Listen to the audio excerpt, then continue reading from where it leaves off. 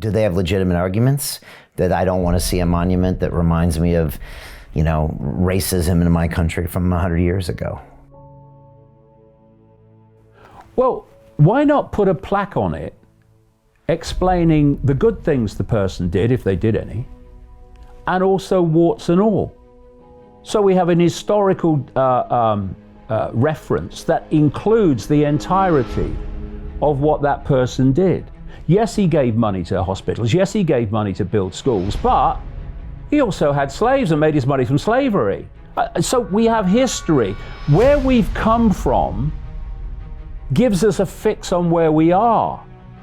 When you remove all knowledge of history, you lose focus and understanding of where you are. For instance, Marxist regimes have cost the lives of 100 million people. Now, if we have that in our history and we know it, we know that ain't a place to go. Because what happens is you have the revolution, and at the end of the revolution eats itself because another tyranny replaces the one you're revolting against. So you'd say, well, no, we can't go down that road. Look what's happened, 100 million people. China, Cambodia, etc. Soviet Union.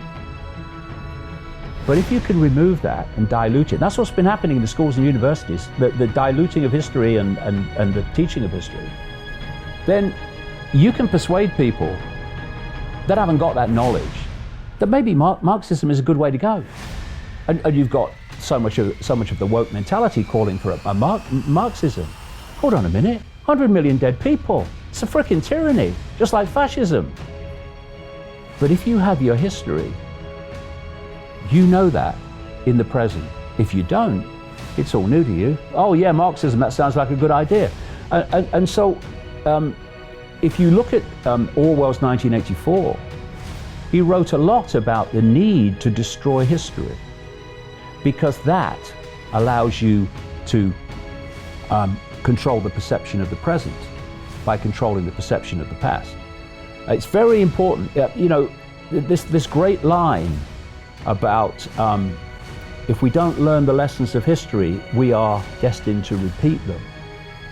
Well, they don't want us to learn the lessons of history, because so many things that have happened in history, they want to happen now, but in the modern sense. So if we remove those statues, we might actually repeat what's going to happen in the past, possibly. Yeah, well, yeah, but I mean, if people want to decide to put those statues in a museum or something and put other statues up, but and again, who the hell hasn't got a warts and all? You know what I mean? I don't quote the Bible very much, but let he who hath no sin cast the first stone is a good one. And like I said earlier, if we're not streetwise and informed, you can get groups of people motivated and driven by an organization funded by the same network behind slavery to demand that statues are brought down, or indeed pull them down with chains because of their connection to slavery. Yeah? Crazy, man. But this is what happens when you don't get informed and you just react instead of look at the wider picture. Slavery was appalling, but don't let's kid ourselves that it ended, just taken a different form. Slavery is massive in the world today. Children trafficking, people trafficking, endless around the world. And the human race in itself is enslaved because of its inability to make choices, thus have the freedom to decide its own destiny because of the impositions upon them, not least economic. So let's get the idea that slavery was a period. Slavery is still going on today, and all slavery needs to be addressed. And we're only what is more enslaved than someone who acquiesces to authority without question? That's self-enslavement.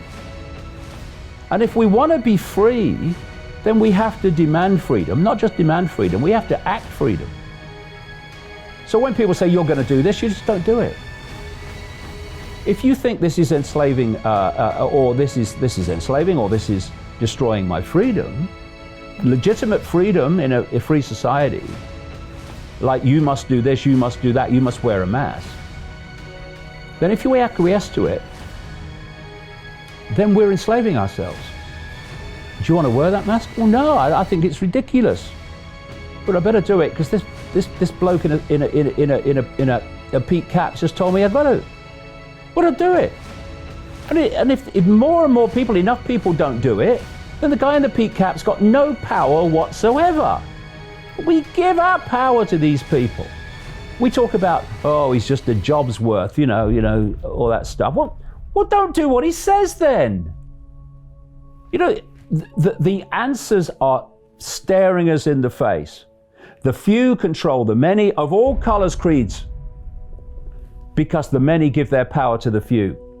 We've got to stop doing it and stop being divided and fighting among ourselves so we don't focus on that which is enslaving all of us.